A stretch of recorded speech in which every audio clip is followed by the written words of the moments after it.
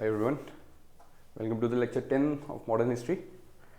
So आज का lecture थोड़ा छोटा रहेगा बिकॉज जो मेन प्राइमरी चीज़ें हमें पढ़नी है वो ज़्यादा मतलब कंपेरेटिवली ज़्यादा बड़ी नहीं है, बट हाँ I provide you the notes, तो आप उसको इजीली पढ़ के ना जो कॉम्प्लेक्सिटीज हैं टॉपिक्स की वो इजीली अंडरस्टैंड कर सकते हो. ठीक है, as you can see on the white board, in the last lecture we closed on the land revenue policies under British, और उसमें हमने पहला वाला पढ़ा था permanent settlement which was also known as zamindari bandobast. ठीक है, तो बेसिकली लैंड रेवेन्यू पॉलिसीज के अंदर तीन आते हैं आपके, जमींदारी बंदोबस्त, रेवतवारी और महलवारी. ठीक है, पहले वाला हमने लेक्चर 9 जो इससे पहले वाला वीडियो था वो उसमें पढ़ लिया था, तो अगर इसका कुछ डाउट है तो वो वाला वीडियो आप चेक कर सकते हो. आज के लेक्चर में हम इन दोनों के बारे में डिटेल में पढ़ेंगे, इनके फीचर्स, इनके बेनिफिट्स, रीजंस, कौन लाया, कब लाया, किस लिए लाया. ठीक है, एंड इसके साथ साथ इनका इम्पैक्ट क्या था पीजेंट्स पे और ब्रिटिश रूल पे, कहाँ किसका क्या फ़ायदा हुआ, इनके ड्रॉबैक्स भी, कि what were the drawbacks in Ryotwari settlement जिसके बेसिस पे आगे महलवारी आया था. ठीक है, so all those things will study today. Comparatively छोटा लेक्चर होगा बिकॉज आज इसके क्लोजर के बाद जो नेक्स्ट लेक्चर होगा उसके अंदर हम early civil and tribal uprising start करेंगे. मतलब इसके अंदर आपका सन्यासी अपराइजिंग अलग अलग रीजन वाइज के हिसाब से, कि बंगाल एंड ईस्टर्न रीजन में आपके सन्यासी अपराइजिंग हुई थी, फ़कीर अपराइजिंग हुई थी.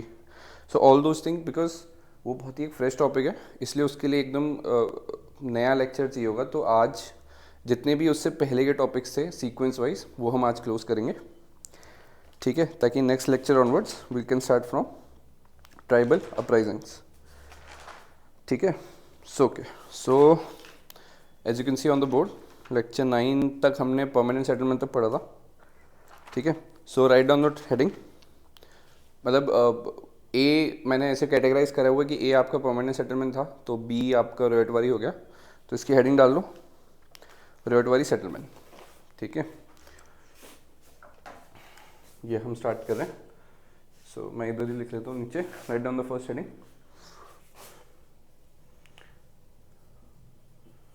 रेवतवारी सेटलमेंट. ठीक है, इसमें लिखना स्टार्ट करो. First point, initially it was introduced in 1792 by captain Read in Baramahal area. तो सबसे पहला इंट्रोडक्शन था वो 1792 में कैप्टन रीड ने करा था इन बारामहल एरिया. ठीक है, इसके आगे कंटिन्यूशन में लिखो. मास लेवल पे जो ब्रिटिश एम्पायर में स्प्रेड करा था वो था मास लेवल पे जो ब्रिटिश एरिया, मतलब ब्रिटिश में पूरा एक्सपैंड कराया था, that was done by Thomas Munro. ठीक है, तो write down. In 1820 Thomas Munro introduce the system in Madras presidency and Elphinstone introduced it in Bombay presidency. ठीक है, तो 1820 में थॉमस मुनरो ने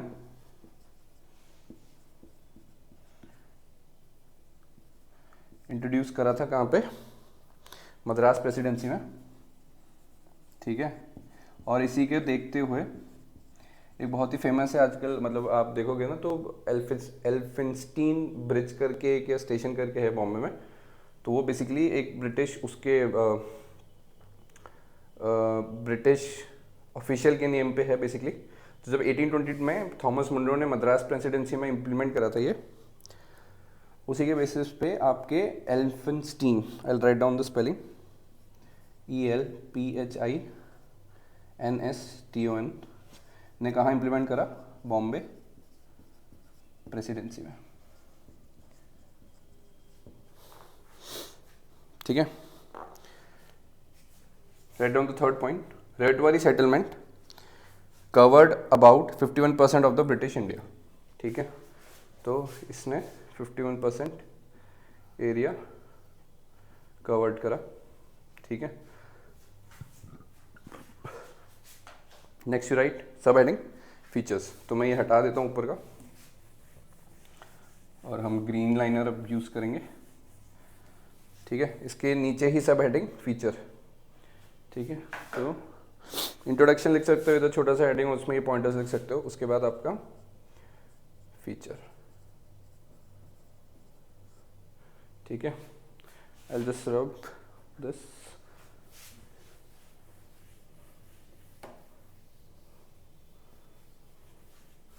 ठीक है, और एक लाइन बना देते हैं for the optimize use of the area, ठीक है। फीचर में पहले लिखो, सबसे पहले first start, land ownership rights was retained with ryot या रॉयट, जो भी बोलना है। सो बेसिकली रॉयट का प्राइमरी मतलब इधर पीजेंट्स ही है, ठीक है, ROIT पीजेंट्स, ठीक है। So I repeat, land ownership rights was retained with ryot bracket में peasants and it was heredity and transferable, ठीक है, and it was hereditary and transferable. मतलब सिंपल है कि पुश्ते के हिसाब से चलेगी, मतलब बाप का बेटे को, बेटे का उसके बेटे को, और ट्रांसफरेबल है कि कभी कोई चाहे कि भाई अपनी ज़मीन, अपनी कोई भी पीजेंट चाहे कि अपनी ज़मीन किसी और के नाम कर दूं, तो ट्रांसफरेबल भी थी, ठीक है। Next right, land revenue rate was directly negotiated with the peasants. तो ब्रिटिश और पीजेंट्स के बीच में डायरेक्ट नेगोशिएशन था,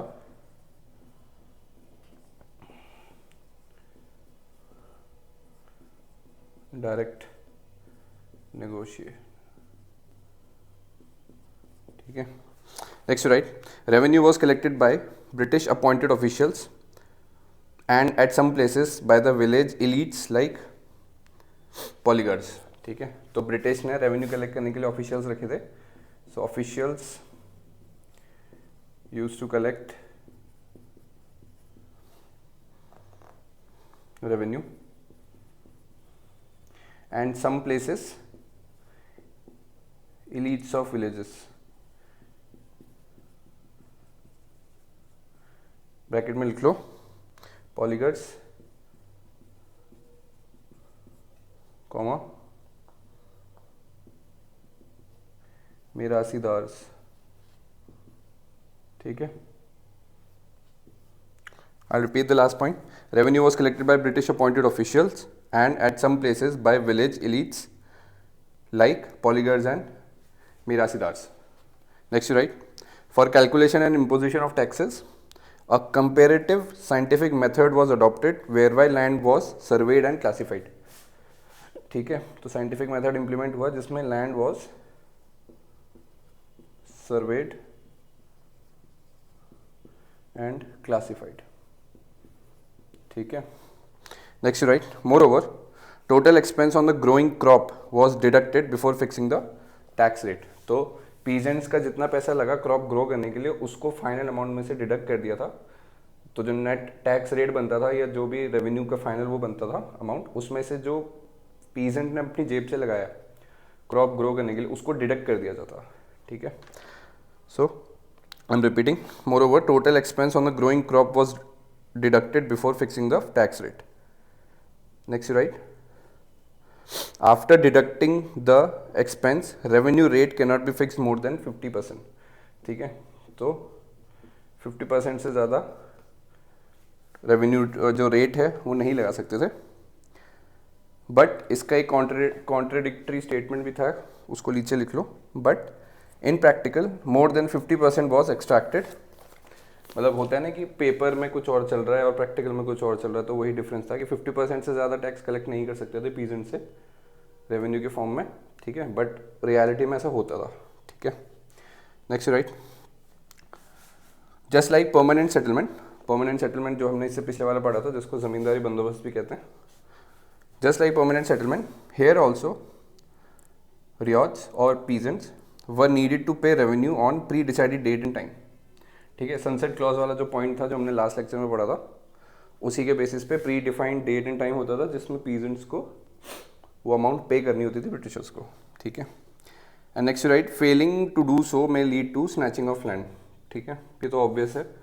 नेक्स्ट राइट, there was provision of relief to peasants during natural calamity but in practical peasants were not given any relief, ठीक है। मतलब प्रोविजन था रॉयट वाली के अंदर कि अगर नेचुरल कैलामिटी होती है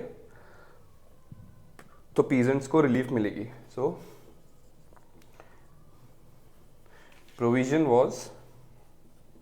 प्रोविजन था ये कि peasants will have relief in case of natural calamity, but provision तो ये था, प्रैक्टिकल में इट वॉज नॉट फॉलोड. ठीक है. अब नेचुरल कैलामिटी में आपका ड्रॉट हो सकता है, ठीक है, फ्लड हो सकता है, एक्सेसिव रेन हो सकती है, ज़्यादा ठंड पड़ना हो गया, सारी चीज़ें आती है आपकी. तो ड्रॉट, फ्लड, रेन, ठीक है, ये सब लिख लेना. ठीक है. तो ये प्रोविजन लिख लिया. Next right, contrary to permanent settlement in Ryotwari, revenue rates were to be revised after an interval of 30 years. Permanent settlement में तो वो एक बारी जो फिक्स होता था वही चलता था, ठीक है, स्टैटिक था वो. बट इसमें 30 years के बाद रेट्स कैन बी रिवाइज्ड. ठीक है. तो ये एक मतलब एस्टेक लिख लेना. प्राइमरी डिफरेंशिएटिंग पॉइंट है. ठीक है. ऐसे तो सारे ही ऑलमोस्ट अगर आप कंपेयर करोगे ना तो सारे ही कॉन्ट्राडिक्टरी पॉइंट है, मतलब कहीं ना कहीं डिफर करते हैं, तभी ये वाला आया था, वरना अगर कुछ ड्रॉबैक्स नहीं होते उसके परमानेंट सेटलमेंट के तो वही चलता रहता. ठीक है. अब इसके अंदर फीचर्स लिख लिया. अब इसमें छोटा सा सब हेडिंग ऐसे लिख लो कि why this was introduced. Reasons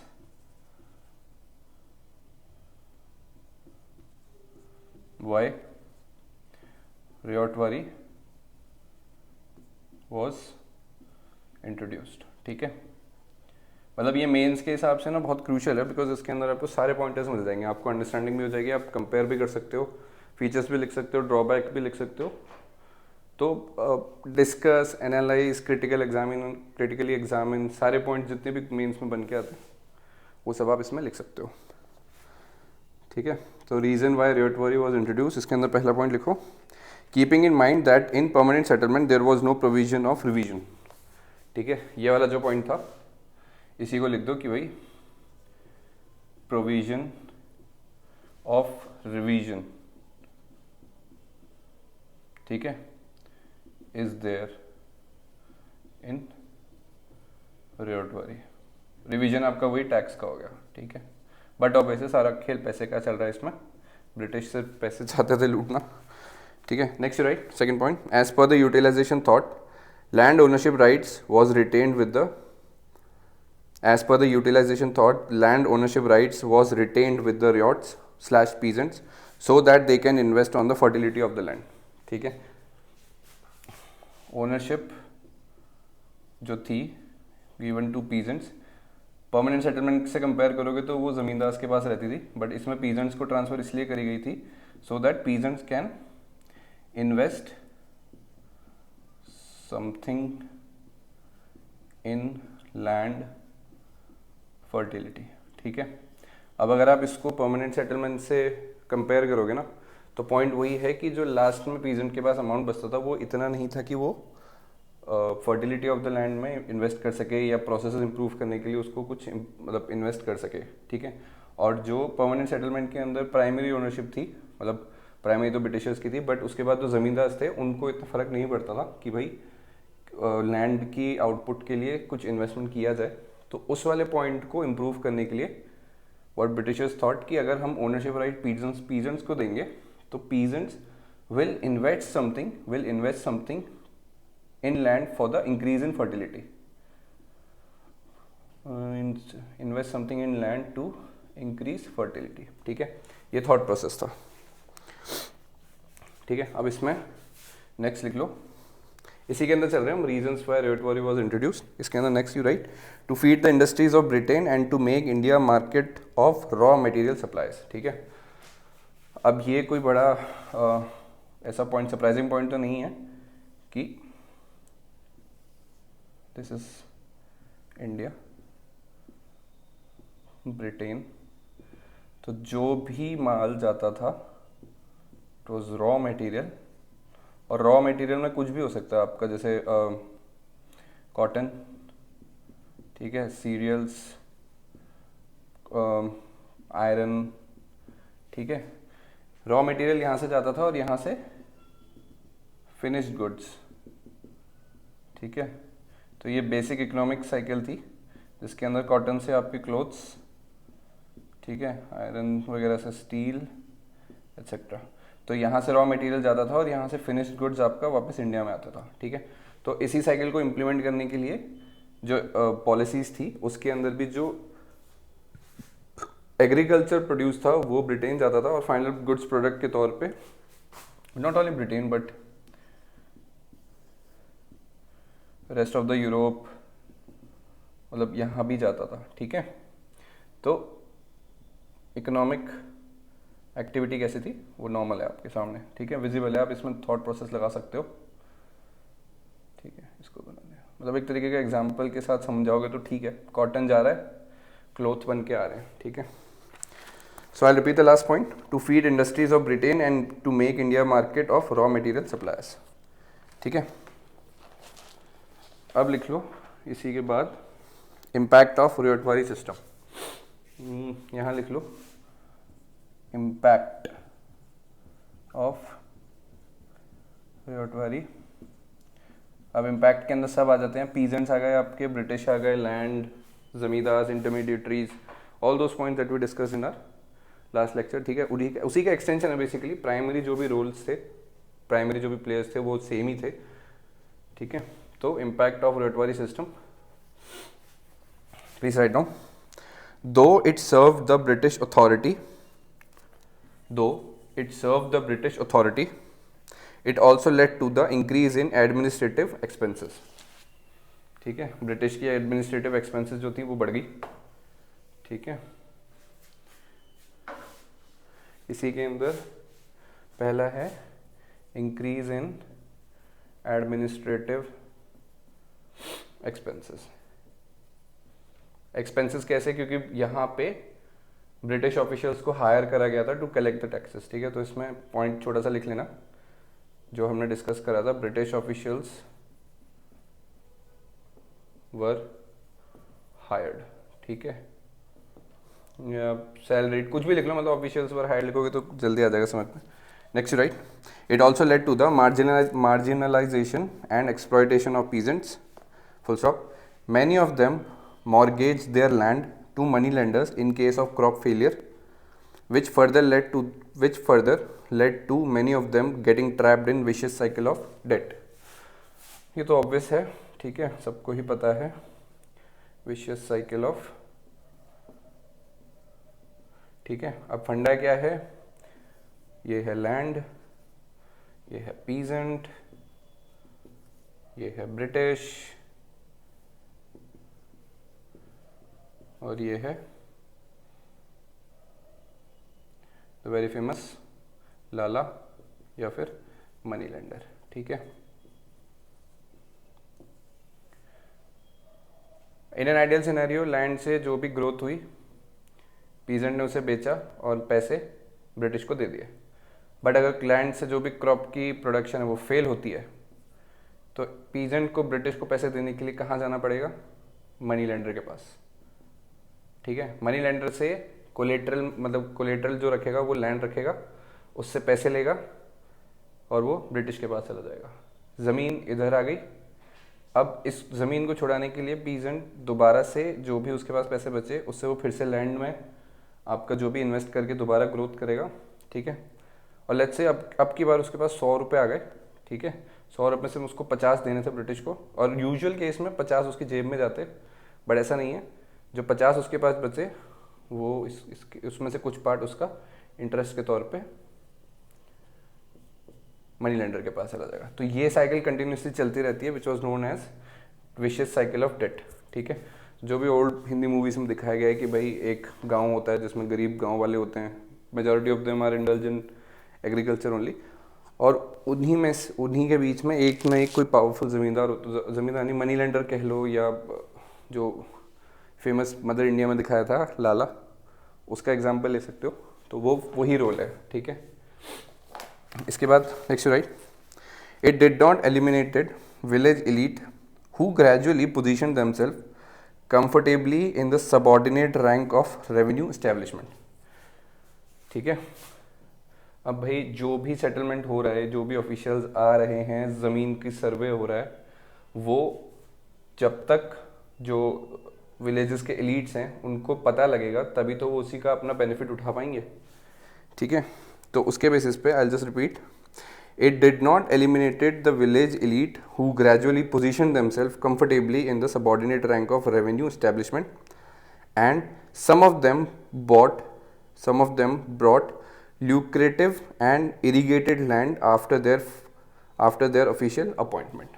ठीक है, फंडा क्या है, सर्वे हुआ है, सर्वे में पता लग गया कि भाई ये जो लैंड है बहुत ही फर्टाइल है, तो विलेज के जो एलिट्स ने उन्होंने ज़मीन खरीद ली, पीजेंट्स को रख लिया, ग्रोथ हो रहा है, 30% टैक्स जा रहा है ब्रिटिश को, बाकी प्लस 5% पीजेंट की जेब में, बाकी जो बचा वो तुम्हारे जैसे इलीट्स लिख लेते हैं यहाँ पे, उनकी जेब में.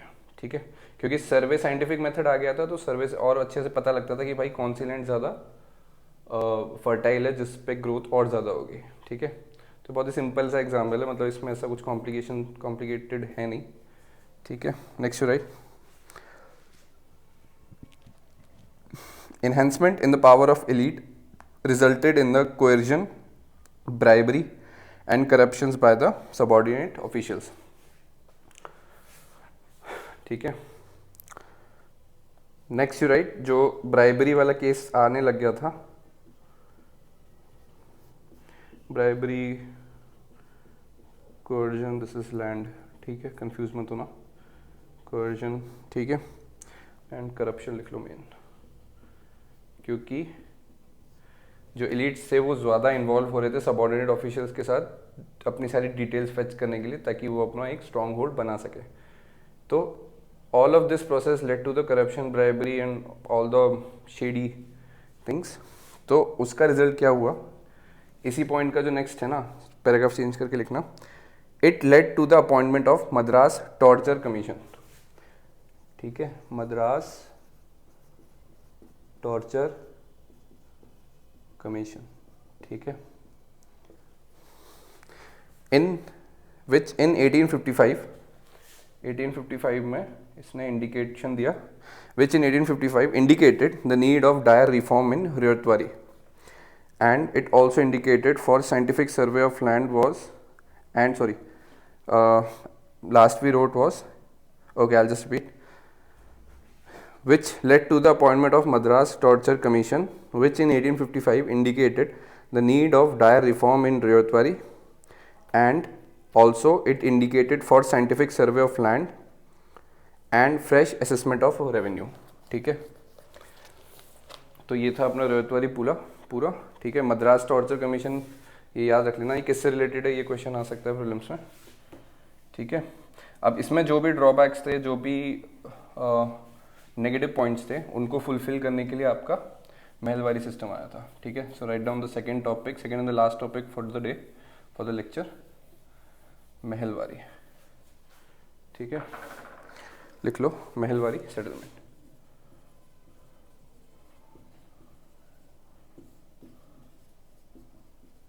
ठीक है,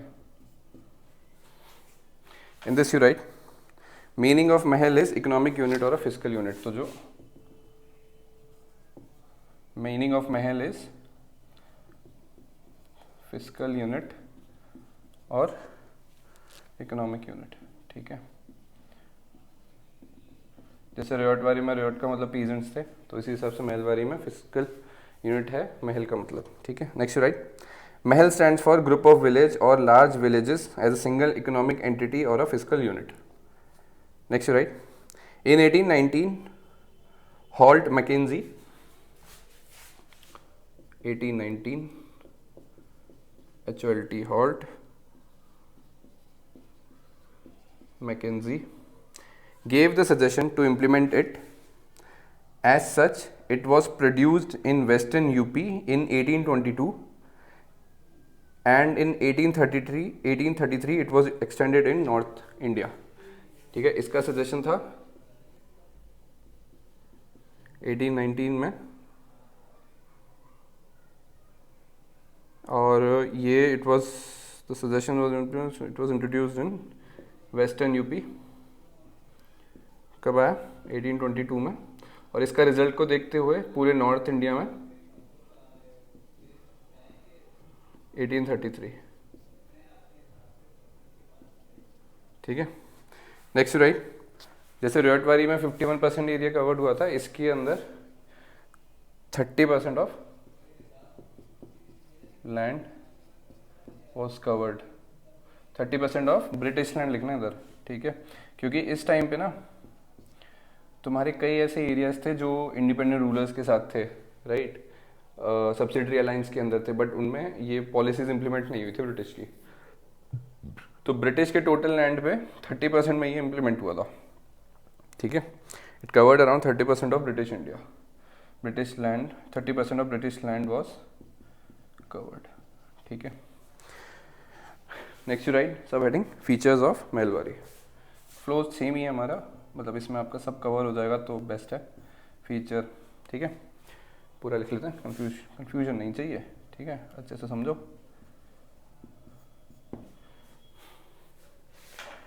In this right, land ownership rights was generally retained with the ryots, but some places also with the zamindars। ठीक है, इसके अंदर दोनों थे लैंड ओनरशिप में, peasants plus zamindars.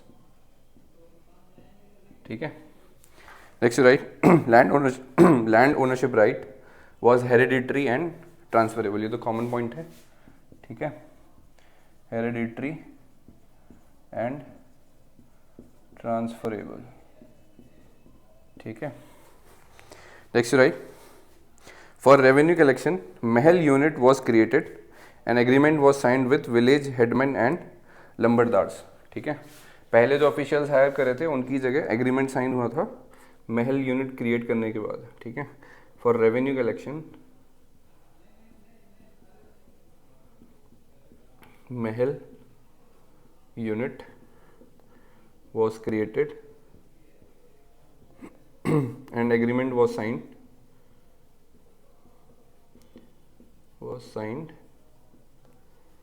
with village headmen and ये वर्ड लिख लेना, लंबरदार्स, LAMBARDAR। ठीक है, विलेज हेडमैन के साथ। अब इसमें ना वो ऑफिशियल्स का काम नहीं था, एग्रीमेंट डायरेक्ट, मतलब एक तरीके से आउटसोर्स कर दिया कि भाई विलेजर्स के जो हेडमैन थे उनके संग एग्रीमेंट हो गया, महल यूनिट बना के दे दी कि भाई जो भी रेवेन्यू है कलेक्शन का काम आप लोग करोगे। ठीक है, इसका फंडा ये है कि 100 रुपये अगर टोटल कलेक्ट करने हैं तो उसका तुम 1% इनको दे दो, ठीक है, और बाकी 99 रुपये अपनी जेब में। तो उसमें जो सैलरीड एम्प्लॉयज़ वाला काम था ना वो रुक जाएगा, क्योंकि वहाँ पे उनको रेगुलरली सैलरी देनी है, और यहाँ पे इनको तभी देना है जब इनका रेवेन्यू कलेक्शन का अमाउंट आना है। ठीक है,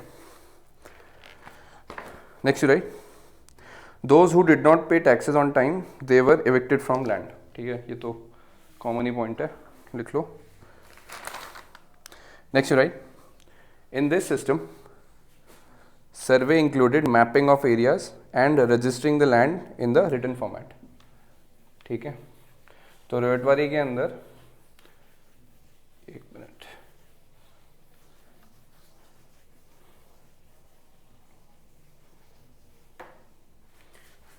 इसके अंदर क्या था, इन दिस सिस्टम सर्वे इंक्लूडेड, जो सर्वे था included mapping of areas and registering. जो फर्स्ट टाइम, मतलब आज के टाइम पे तो हमें पता है कि जब ज़मीन खरीदते तो रजिस्ट्री होती है, तो यहाँ पे हम register first time written format में स्टार्ट हुआ था, registering of land in written format. ठीक है, अगर इसको रेवाड़ी से कंपेयर करना है तो रेवाड़ी के टाइम आपका सिर्फ सर्वे और क्लासिफिकेशन होती थी कि भाई हाँ लैंड कितनी फर्टाइल है, कैसे क्या फर्टाइल है, बट यहाँ पे मैपिंग हुई और रजिस्ट्री स्टार्ट हुई, registering of land in written format. ठीक है, इसी के अंदर next right, field to field survey was the core of Mahalwari settlement. Field to field survey was core of Mahalwari settlement. ठीक है, field to field, and for the first time land records were noted and its map was created. ठीक है, ये लिख लेना इसके नीचे। I'll repeat this last point. For the first time land records were noted and its map was created. ठीक है, next point you write, there was provision of relief during the natural calamity। मतलब वही point है, natural calamity में peasants को थोड़ा relief देंगे, but वही ऑन पेपर्स था, इन practical it was not followed. ठीक है, तो इसको लिख लो ऐसे, relief for peasants riots in case of natural calamity। ठीक है, ठीक है, अब इसमें लिख लो impact of Mahalwari settlement. Features कर लिए, अब इसमें लिख लो इम्पैक्ट ऑफ महलवारी सेटलमेंट। इसमें लिखो survey which was the core of new arrangement failed. ठीक है, जो सर्वे चिल्ला रहे थे वो फेल हो गया भाई, फेलियर ऑफ सर्वे। पूरा पॉइंट लिख लो पहले, फिर आराम से बताऊंगा मैं। Survey which was the core of the new arrangement failed because it was too complex to be carried out with the existing administrative machinery. ठीक है, सर्वे के लिए जो भी नई पॉलिसीज थे वो अक्रॉस जो एरियाज थे उन सब में एडमिनिस्ट्रेटिव जो रिसोर्सेज थे दे वर नॉट इवन अवेयर कि भाई यूज़ कैसे करना है। ठीक है, तो यहाँ फेलियर ऑफ सर्वे हुआ। Next right, obvious result was over assessment based on